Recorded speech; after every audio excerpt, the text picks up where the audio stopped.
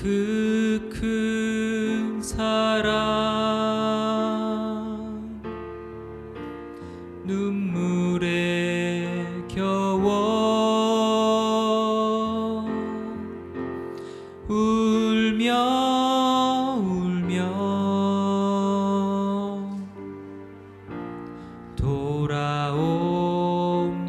돌아옵니다. 주님 손과 발 못 박혔고 머리엔 가시관 박히셨네. 내 모든 죄와 허물 위에 말없이 피 흘려주셨네.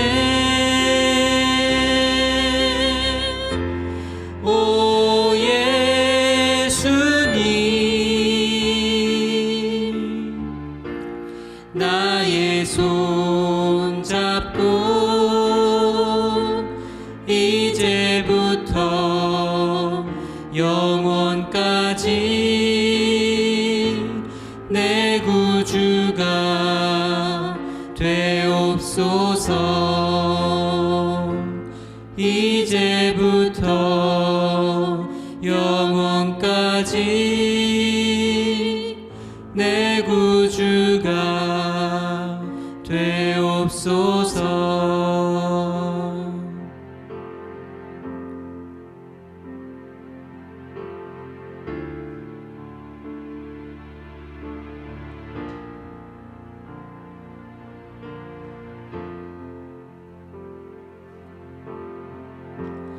오 예수님, 내가 옵니다. 못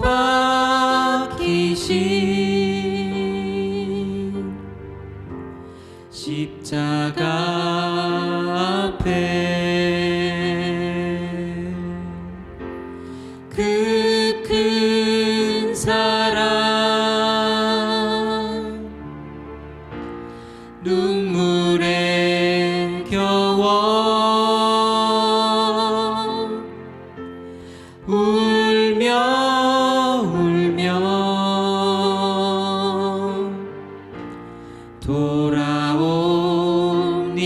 돌아옵니다. 주님 손과 발 못 박혔고 머리엔 가시관 박히셨네. 내 모든 죄와 허물 위에 말없이 피 흘려주셨네.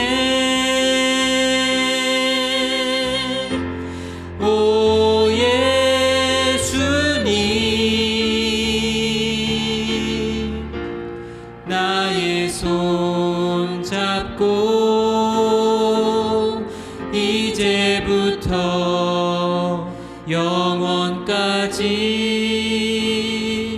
내 구주가 되옵소서. 이제부터 영원까지 내 구주가 되옵소서. 좋은 아침입니다. 고난주간 특별 새벽예배 셋째 날입니다. 오늘은 동력의 걸림돌이라는 제목으로 같이 말씀을 나누겠습니다. 말씀은 마태복음 20장 20절에서부터 27절까지 말씀입니다. 마태복음 20장 20절에서 27절 말씀입니다. 그때에 세베대의 아들의 어머니가 그 아들들을 데리고 예수께 와서 절하며 무엇을 구하니 예수께서 이르시되 무엇을 원하느냐 이르되 나의 이 두 아들을 주의 나라에서 하나는 주의 우편에 하나는 주의 좌편에 앉게 명하소서. 예수께서 대답하여 이르시되 너희는 너희가 구하는 것을 알지 못하는도다. 내가 마시려는 잔을 너희가 마실 수 있느냐? 그들이 말하되 할 수 있나이다. 이르시되 너희가 과연 내 잔을 마시려니와 내 좌우편에 앉는 것은 내가 주는 것이 아니라 내 아버지께서 누구를 위하여 예비하셨던지 그들이 얻을 것이니라. 열 제자가 듣고 그 두 형제에 대하여 분이 여기거늘 예수께서 제자들을 불러다가 이르시되 이방인의 집권자들이 그들을 임의로 주관하고 그 고관들이 그들에게 건세를 부리는 줄을 너희가 알거니와 너희 중에는 그렇지 않아야 하나니 너희 중에 누구든지 크고자 하는 자는 너희를 섬기는 자가 되고 너희 중에 누구든지 어뜸이 되고자 하는 자는 너희의 종이 되어야 하리라. 아멘. 고난주간 특세 첫날에 영생을 얻기 위한 걸림돌이 우리의 적은 믿음이다라고 말했습니다. 둘째 날에는 천국 시민이 되었지만 천국을 누리지 못하게 하는 걸림돌에 대해서 이야기했는데요. 그것은 은혜의 원리가 아니라 옛사람의 방식대로, 옛사람의 그 생활 방식대로 생각하고 살기 때문이다라고 했습니다. 오늘은 주의 나라를 세우는 예수님의 사역을 가로막는 걸림돌에 대해서 이야기하려고 합니다. 동시에 바톤을 이어받은 제자들의 사역을 가로막는 걸림돌이 무엇인지 같이 살펴보려고 합니다. 오늘 이야기 속에는 세베대의 아들들의 어머니가 나옵니다. 세베대의 아들들은 12제자 중에 야고보와 요한을 말하는 겁니다. 이 두 제자의 어머니가 예수께 나아가 주의 나라가 설 때 자기의 두 아들을 주의 좌편과 우편에 앉게 해달라고 요청을 합니다. 극성스러운 엄마의 치맛바람이 그 시대에도 있었다는 게 흥미롭습니다. 아무튼 야고보와 요한의 어머니는 자식 사랑에 눈이 멀었던 모양입니다. 물론 어머니만 눈먼 것은 아니었습니다. 두 아들도 마찬가지였다라는 것을 알 수 있습니다. 어머니의 극성에 못 이겨 예수님께서 제자 야고보와 요한에게 직접 물었죠. 내가 마시려는 잔을 너희가 마실 수 있느냐? 야고보와 요한도 높은 자리에 눈이 멀었는지 마실 수 있습니다 라고 호언장담을 합니다. 그러나 그들은 정작 주님이 마시는 잔이 고난의 잔이고 죽음의 독배라는 것을 모르고 있었습니다. 부르심을 받은 자가 자기의 부르심이 무엇인지 모르고 뛰어든다는 게 말이 됩니까? 말이 안 되죠. 주님이 가시는 길이 어떤 길인지 모르고 따르겠다 합니다. 영광의 자리로 착각하고 따르겠다 하는 겁니다. 부르심에 헌신하려면 먼저 들을 수 있는 귀부터 있어야 한다는 것을 알 수 있습니다. 오늘 본문 바로 앞에 나오는 말씀이 어떤 말씀인지 알면 야고보와 요한도 그리고 그 어머니도 얼마나 한심한 소리를 하고 있는지 알 수 있습니다. 예수님은 이번에 예루살렘에 가면 대제사장과 서기관들에게 넘겨져 죽임을 당할 것이라고 말합니다. 이방인, 즉 빌라도죠. 이방인에게 넘겨져 채찍질 당하고 십자가에 못 박혀 죽게 될 것이라고 말합니다. 주님은 자신의 고난과 죽음을 예고했습니다. 이번이 세 번째 예고입니다. 그런데도 야고보와 요한은 말할 것도 없고 그의 어머니도 기가 막혔는지 듣는 기가 없어서 헛소리를 해대고 있는 것입니다. 주님의 나라를 위해 일하고자 하는 사람은 어떤 일에 부르심을 받았는지부터 알아야 됩니다. 그걸 모르니까 잘못된 기대와 잘못된 열망을 가지게 되는 것입니다. 더더군다나 사역자가 되는 것은 성공의 길이 아닙니다. 섬김과 희생의 길입니다. 주님은 제자들에게 이렇게 말씀하셨죠. 마태복음 20장 28절을 보면 인자가 온 것은 섬김을 받으려 함이 아니라 도리어 섬기려 하고 자기 목숨을 많은 사람의 대속물로 주려 함이니라. 주님은 자신을 샘플링으로 이렇게 말씀하시죠.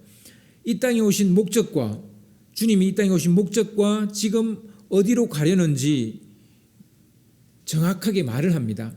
당신이 이 땅에 오셔서 뭘 하려고 하고 그리고 어디로 가려고 하는지를 분명히 말하고 있습니다. 사람들을 섬기기 위해 오셨다는 겁니다. 자신을 대속제물로 주려고 오셨답니다. 뭐든지 하려는 것을 알아야 할지 말지 정할 수 있고요. 그리고 결단도 각오도 다질 수 있는 겁니다. 지금 이 야고보와 요한은 정말 자기들이 뭘 하려고 하는지 어디로 가려는지를 모르고 있다라는 것입니다. 그러나 우리가 여기서 따져볼 것이 있습니다. 과연 야고보와 요한만 헛다리를 짚은 것일까요?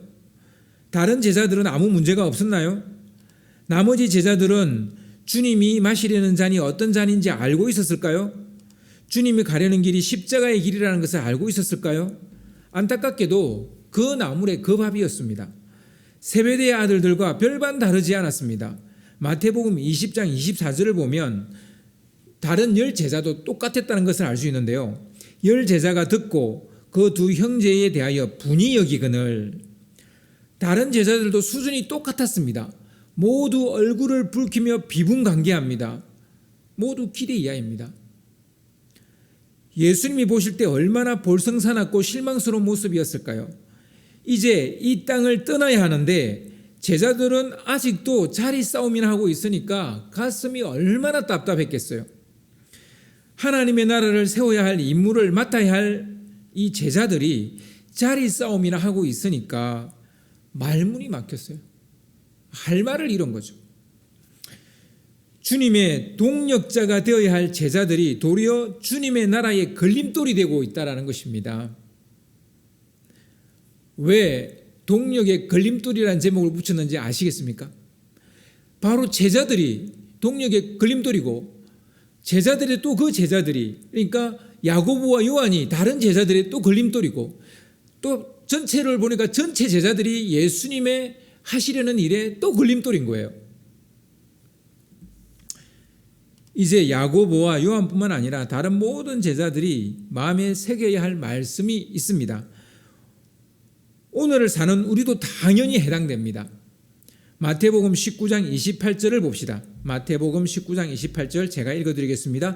예수께서 이르시되 내가 진실로 너희에게 이르노니 세상이 새롭게 되어 인자가 자기 영광의 보좌에 앉을 때에 나를 따르는 너희도 12 보좌에 앉아 이스라엘 12지파를 심판하리라. 주님께서 영광의 보좌에 앉을 때 주님을 따르는 너희도, 이게 중요합니다. 주님을 따르는 너희도 12 보좌에 앉아서 12지파를 심판할 것이라는 겁니다. 주님의 보좌 옆에 앉을 수 있는 것은 주님이 정해주는 것이 아니에요. 주님을 따르는 자는 주님의 보좌 옆에 앉을 수 있다는 말입니다. 이것은 12 제자에게만 해당되는 얘기는 아닙니다. 우리에게도 해당되는 겁니다. 고난의 잔을 마시지 않고는 영광의 보좌는 없다는 말입니다. 십자가 없는 영광은 없다는 그런 말입니다. 영광은 구해서 얻는 게 아니고요. 주님을 따르면 자동적으로 얻게 되는 보상입니다. 예수님은 뭔가 착각에 빠져 있는 제자들에게 다시 설명하시죠. 마태복음 20장 25절에서 27절을 보시면 예수께서 제자들을 불러다가 이르시되 이방인의 집권자들이 그들을 임의로 주관하고 그 고관들이 그들에게 건세를 부리는 줄을 너희가 알거니와 너희 중에는 그렇지 않아야 하나니 너희 중에 누구든지 크고자 하는 자는 너희를 섬기는 자가 되고 너희 중에 누구든지 어뜸이 되고자 하는 자는 너희의 종이 되어야 하리라. 하나님의 나라를 위해 일하는 사람들은 세상 권력자와 달라야 한다라고 말씀하십니다. 다르다라고 말씀하십니다. 섬기는 자가 큰 자가 되고, 그러니까 누구를 섬겨줄 때 그 사람이 진짜 큰 자이고, 그리고 종이 되어야 어뜸이 될 것이다 라고 말씀하십니다. 주님은 이 말씀을 통해 사역자의 마음가짐과 자세를 이야기하십니다. 그리고 그들을 동력자로 다시 한데 묶어주시는 것을 볼 수 있습니다. 여러분, 하나님의 나라를 세우려는 예수님의 사역을 망치는 자가 누굽니까? 주님이 동력자로 세운 제자들이었다는 거예요. 천국의 걸림돌은 세상적인 권력 구조를 따르려는 동력자들이었다는 겁니다. 하나님의 나라를 세우는 사람이 되고자 한다면, 다시 말해 사역자가 되고자 한다면 먼저 주님이 가시는 길을 정확하게 알고 그 길을 따르는 자가 되어야 됩니다. 무턱대고 따르겠다가 아니라 알고 따라야 된다는 겁니다. 그리고 사역자끼리 서로 섬기고 서로 종이 되어야 한다는 것입니다. 주님께서는 우리를 동력자로 부르셨죠. 주님의 친구가 되고 동력자가 되려면 반드시 이 두 가지를 생각해야 됩니다. 동력의 걸림돌은 높아지고자 하는 마음이고 자리를 탐내는 마음입니다. 그리고 섬김을 받고자 하는 마음이고 대접을 받고자 하는 마음이 바로 동력의 걸림돌입니다. 여러분이 주님께 쓰임받지 못하는 이유는 내가 주님께 쓰임받지 못하는 이유는 높아지려고 하기 때문이고 자리를 탐내기 때문이고 섬김을 받고자 하기 때문이고 대접을 받고자 하기 때문입니다. 이것을 제거할 때 하나님의 나라가 여러분의 마음과 가정과 교회와 여러분의 삶의 자리에 임하게 될 줄 믿습니다. 기도하겠습니다. 사랑하시는 주님, 오늘 말씀처럼 주님께서 뽑아서 3년 동안 가르쳤던 제자들이 주님의 나라의 일에 동력자가 아니라 걸림돌이 되어지는 것을 보게 됩니다. 그러나 주님께서는 그들을 버리시지 않고 그들의 마음과 생각과 착각을 바꾸어서 다시 동력자로 세우시는 것을 봅니다. 그렇게 세울 때에 주님께서 그들 가운데 제거한 것은 바로 자리를 탐내는 마음, 높아지고자 하는 마음, 섬김을 받으려고 하는 마음, 대접을 받으려고 하는 마음, 그 마음을 제거하심으로 그들을 다시 동력자로 세우는 것을 보게 됩니다. 주님, 우리가 주님께 쓰임받고 주님의 동력자가 되고 주님의 친구가 되기 위해서 정말 우리 속에 있는 이 걸림돌을 다 제거할 수 있도록 주님 붙들어 주시기를 원합니다. 그래서 정말 결국에는 영광의 그 자리에 주님의 보좌 옆에 우리도 앉을 수 있게 되기를 간절히 바라고 원합니다. 주님이 우리를 위해서 예비해 놓은 그 모든 상급을 받을 수 있는 저희들 되도록 주님 축복하여 주시옵소서. 이 모든 것 감사드리옵고 예수님의 이름으로 기도드렸사옵나이다. 아멘.